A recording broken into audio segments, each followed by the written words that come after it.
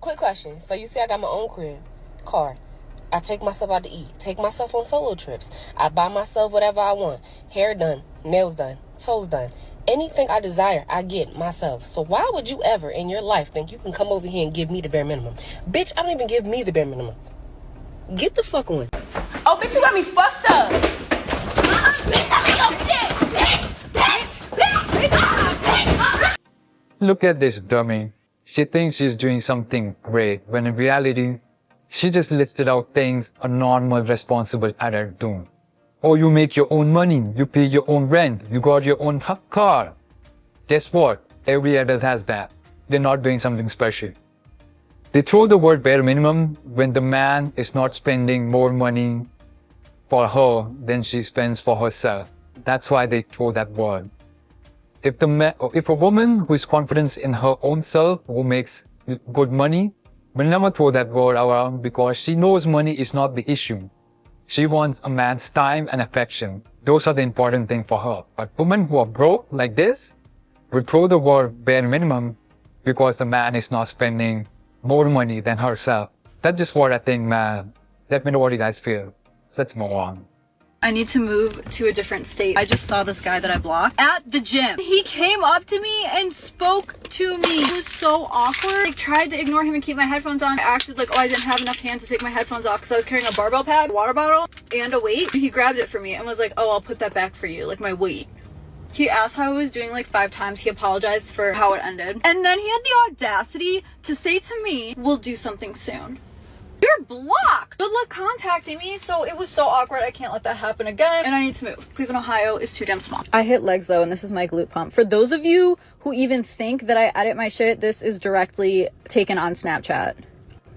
So fuck you, no, I just got a fatty. You guys let me know if I'm the crazy one. I blocked him because he went an entire day without speaking to me.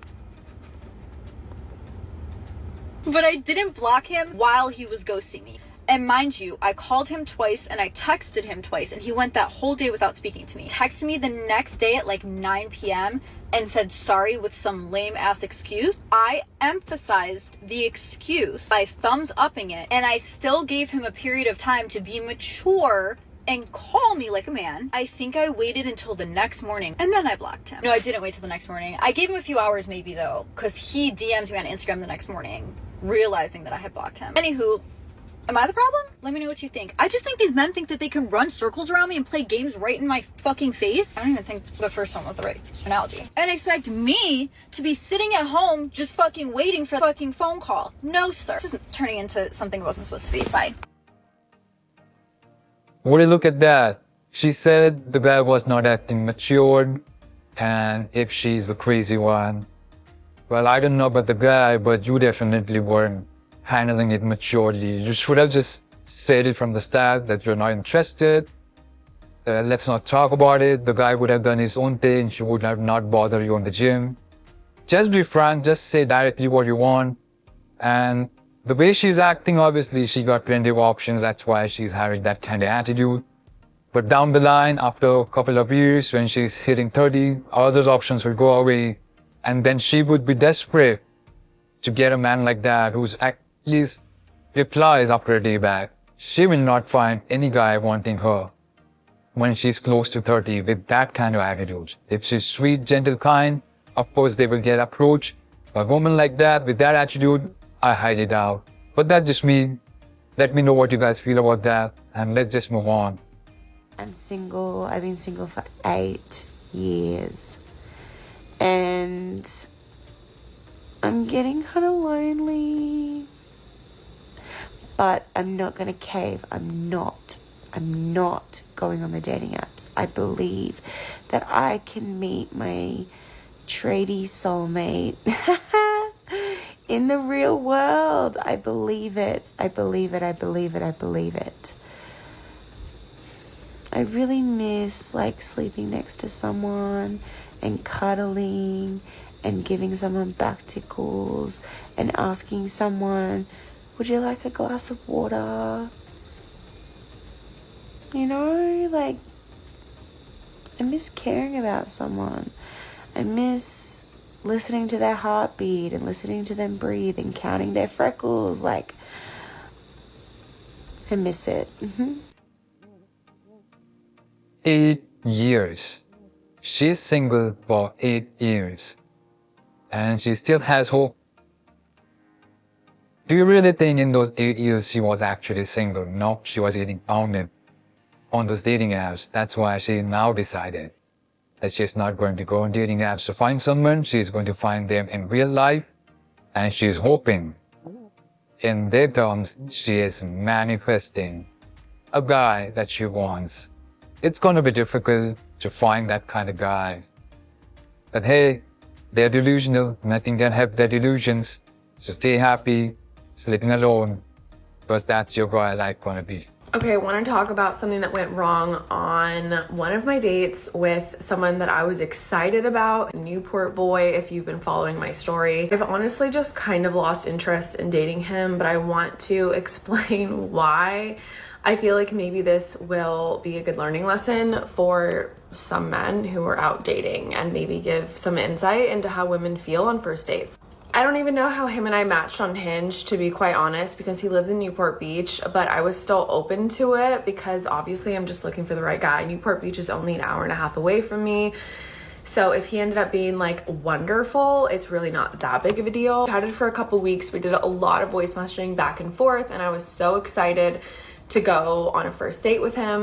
He ended up driving out to me, which is like, again, an hour and a half drive, which I thought was really thoughtful and I did appreciate. Didn't like plan a date or anything because, you know, he was coming to my hood, which I totally understood. So I planned everything for the first date. Everything seemed pretty great. I really liked him. He was definitely handsome, attractive.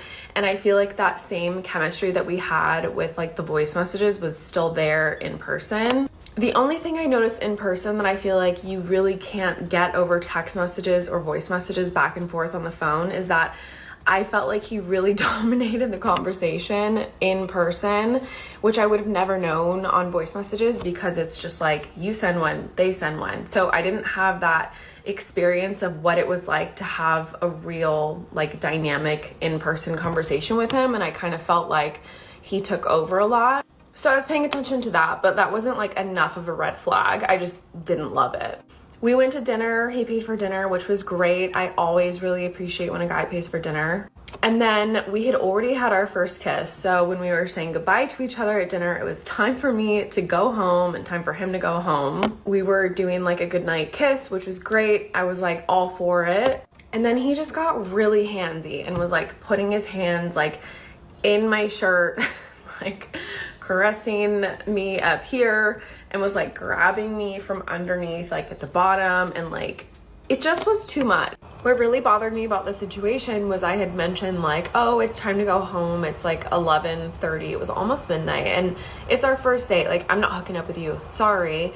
And in my head, I was just like, I want to get home. And he had mentioned a couple times like, oh, well, why don't I come over? Like, we can cuddle, etc., etc. And I'm not an idiot. Like, not an idiot. No, you're not coming to my house. I barely know you. I've just met you for the first time. And also, this is our first date. So like, no, not interested. And he asked me 3 different times.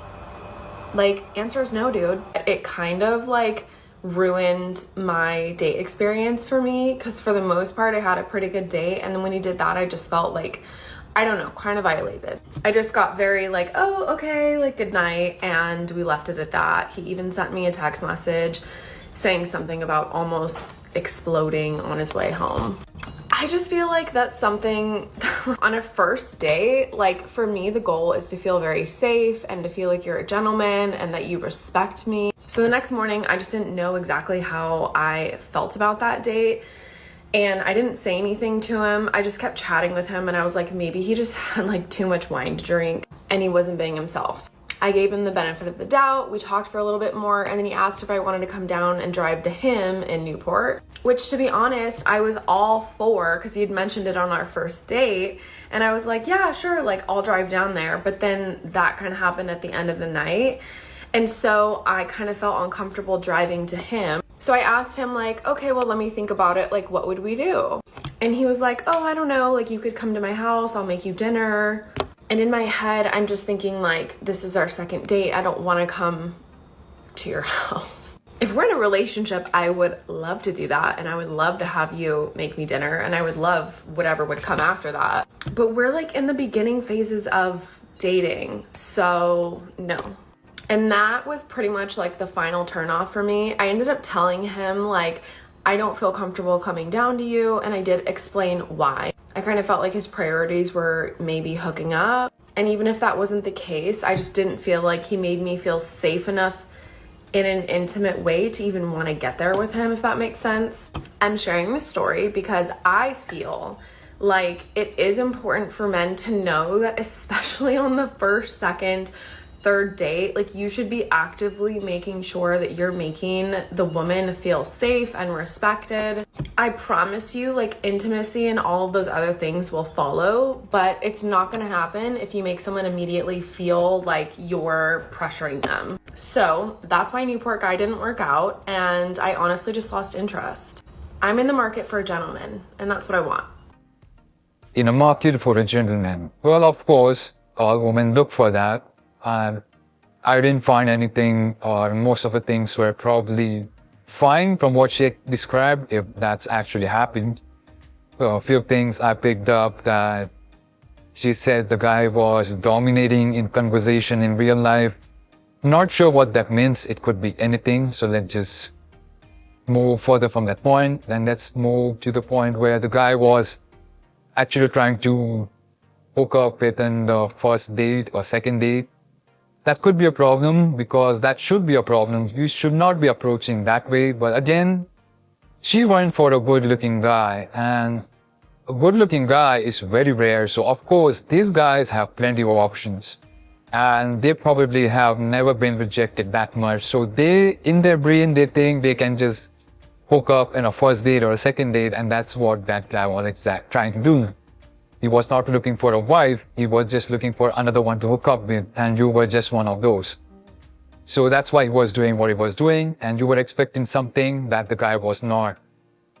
Meanwhile, average dude is what you were looking for in terms of treatment, because average dude would not try to do that because he know the opportunity for finding women is less.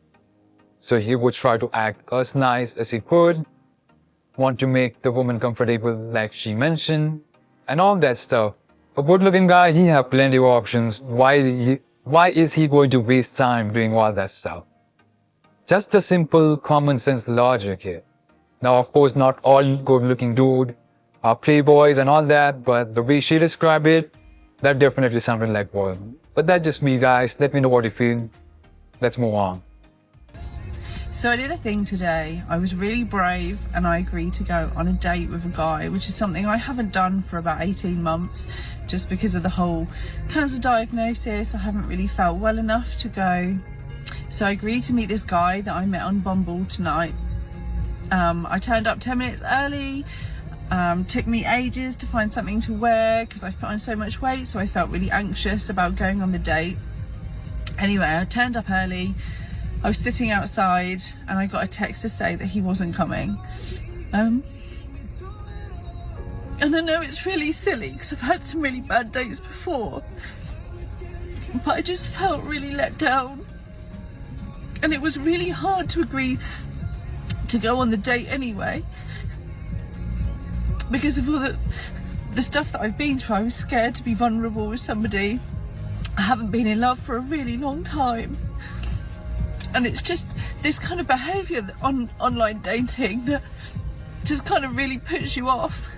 And I just want to meet somebody who's nice and enjoy my life with them. It's just really hard when people treat you like this. It's just really shit. And now I feel like I don't really want to go on any more dates. Sorry, a bit emotional. So obviously I know you have to keep putting yourself out there, but it's really hard when you take knock after knock on these dating sites. And I have had some real horror stories to just want to put yourself out there again and to be vulnerable. And I really want to find someone to be vulnerable with, and I want to find my person. But this has just been a real knock for me today.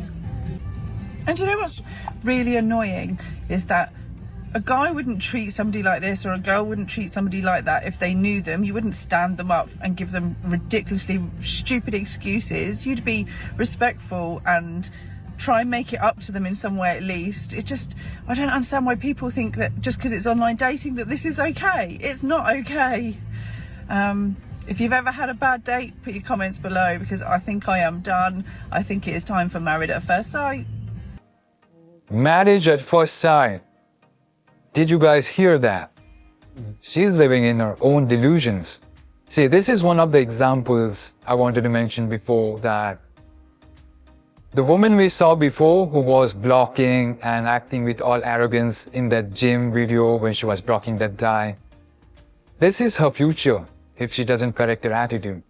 She thinks she has all these options when she's young, but when she gets older, this is her reality. Men will ghost her and nobody would want her. Dating apps become hooking apps for her, and this is a reality for them. Women don't realize that until it's too late. But let's focus on the things she said. She said men are ghosting her, dating apps is not it. Well, of course, because those are hookup apps. Everyone knows that. Only women try to think that those are some magical place where they can find their next good-looking guy or something like that. That's not going to happen. It's a hooking app. And you just got stood because the other guy probably found someone pretty and she was available at the same time as you, and he decided to go with her. That's exactly, I think, what happened. She is long past the wall, and I really think women that age should not be looking for dating.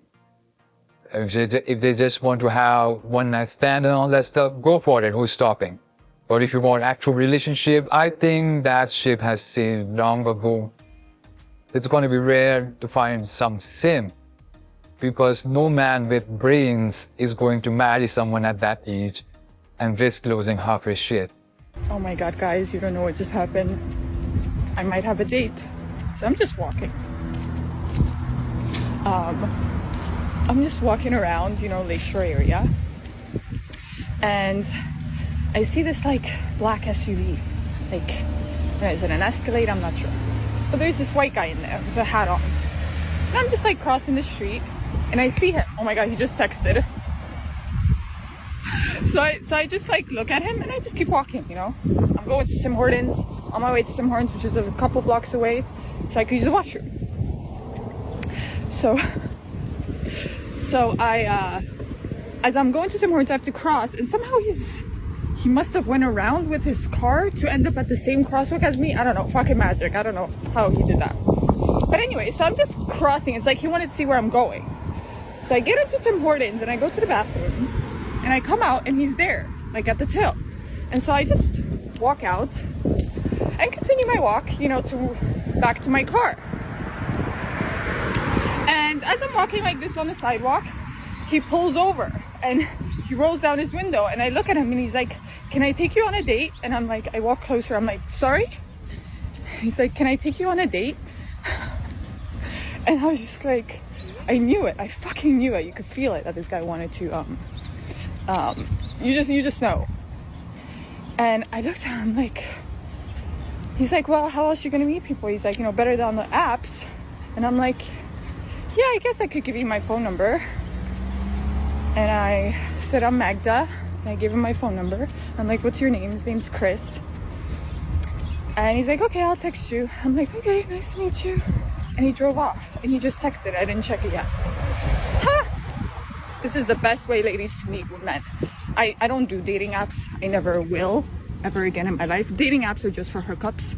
Those people that actually meet somebody on a dating app, that's a 1 in a million, I swear. Those are, no. Dating apps men just use to hook up with women, And so I don't even bother.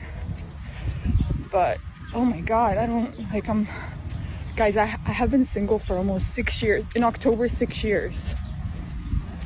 Even going on a date to me is so foreign. I've become so used to not allowing any men near me because I'm growing, I did all the self-growing journey. So I was I didn't want to be disrupted with any men. But it's just a date, right? But fuck, where am I gonna tell him I live? I'm gonna lie. I'm gonna say I live where I used to live. I'm not gonna tell him I live in my fucking car. Are you crazy? I'm gonna have to lie. What do? Oh, I'm gonna have to lie too. What job should I have? Give me an occupation. What job should I have? Guys, I'm just doing this for fun. Like, who gives a shit? It's some random dude. Doesn't mean anything. Anyways, that was very unexpected.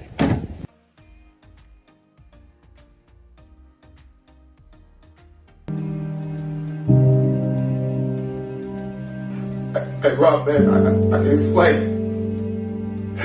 Rob, please listen to me. I can explain. Rob, listen to me. I just wanted some cheese. I just wanted some cheese. You know, recently there's been a lot of articles pointing out how men are far less emotionally intelligent than women and how that's been ruining their relationships. Oh, yeah. You know, I always say the wife's more intelligent than me. Emotionally, of course. You know, it's unfortunate, but it's a department that we lack in. Last week we're at the airport. Our plane gets delayed an hour, whereas my natural instinct would be to say, it is what it is, there's nothing we can do. Brittany had the emotional intelligence to realize this is a big deal. We should be arguing with anyone who will listen, and in general, just going ballistic, regardless of whether or not it'll help. Look, it's not about whether or not it helps. No. For example, say you plan an outdoor event and it begins to rain. An emotionally unintelligent person like myself might suggest some sort of alternative or contingency, or maybe Guilty. we'll do it on another day, as opposed to realizing that this is in fact the end of the world and you should be flying off the handle. You know, whether you're reading an article about COVID coming back or your Uber Eats driver brings you the wrong order, we as men do not have the emotional intelligence to realize that not only is this something we should be freaking out about, but we should also be becoming actively hostile to others who are remaining calm. Young people are living purposeless lives in a very painful way. You date someone for 4 years, you both know you've got no direction. 4 years. 4 full years of kissing somebody who has no future in your eternity. 4. That you will never regain. You've been hugging some idiot for no reason. For 4 years. 4. Young people are living purposeless.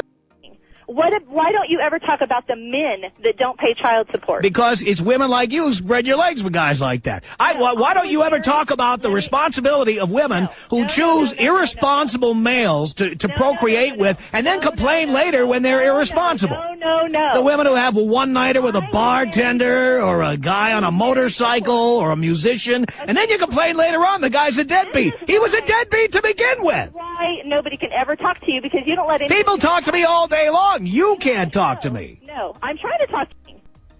So anyways, that's it for this video. If you enjoy, like, share, subscribe, and all that stuff. Share your opinions below in the comments. And that's it. Here are some more videos you can watch, and I'll see you next one. Thanks for watching.